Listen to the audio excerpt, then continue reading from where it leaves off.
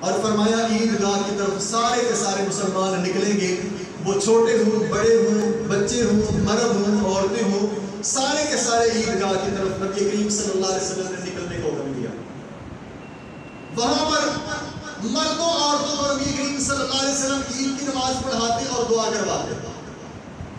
اور اتنی پابندی نبی کریم صلی اللہ علیہ وسلم نے اس بات کے لیے کہی، فرمایا وہ عورتیں جنہوں نے نماز نہیں بھی پڑھنی وہ بھی عیدگاہ کے اوپر پہنچے اور مسلمانوں کی دعا کے اندر شریک اور شامل ہوں۔ سیدہ ام عطیہ رضی اللہ تعالیٰ عنہ فرماتی ہے کہ نبی کریم صلی اللہ علیہ وسلم نے عورتوں سے کہا کہ عیدگاہ کے لیے عیدگاہ پہنچو، اور جس کے پاس دوپٹہ نہیں ہے، اوڑھنی نہیں ہے، وہ کسی سے ہودار مانگ کر کے دوپٹہ لے کے عیدگاہ پہنچے۔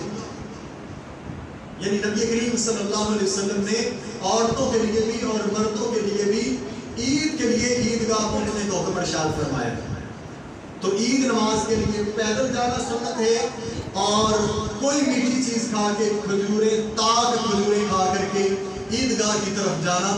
سنت ہے۔ اسی طرح رستہ تبدیل کرنا یہ نبی کریم صلی اللہ علیہ وسلم کی سنت ہے کہ ایک رستے سے آنا اور دوسرے رستے سے جانا۔ جیسے ہی چاند رات شروع ہو اس کے بعد با آواز بلند تکبیرات کا پڑھنا یہ نبی کریم صلی اللہ علیہ وسلم کی سنت ہے کہ جیسے ہی چاند رات شروع ہوئی ہے آپ تکبیرات پڑھیں گے، اللہ اکبر لا الہ الا اللہ اللہ اکبر وللہ الحمد۔ اسی طرح جیسے آپ عیدگاہ کی طرف جا رہے ہیں یا واپس آ رہے ہیں، وہاں جب تک عید کی نماز شروع نہیں ہو جاتی اس وقت تک با آواز بلند تکبیرات کا اہتمام کیا جائے گا اور پڑھا جائے گا۔ اچھا، بہت سارے لوگ ہیں وہ اس حوالے سے ایک بات یہ کرتے ہیں کہ عیدگاہ کی طرف اگر باہر جائیں، عورتیں بھی جائیں، مرد بھی جائیں، تو جی لڑکے بھی ہوتے ہیں، لڑکیاں بھی ہوتی ہیں، تو اسی طرح نظریں ایک دوسرے کی طرف جاتے ہیں۔ جب بازاروں کے اندر مائیں بہنے جاتی ہیں کوئی اس طرح کا سوال نہیں کرتے،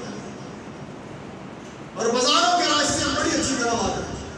عید میں اتنا رش نہیں ہوتا جتنا بازاروں کے اندر ہوتا ہے۔ بازاروں کی چھوٹی چھوٹی تنگ گلیاں،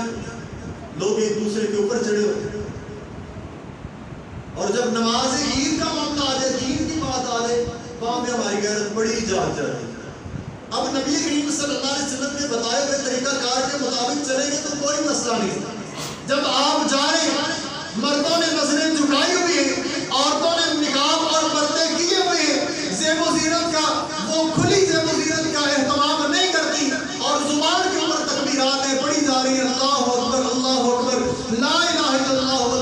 اللہ اکبر وللہ الحمد، تو سارے مسئلے انشاءاللہ فوری طور پر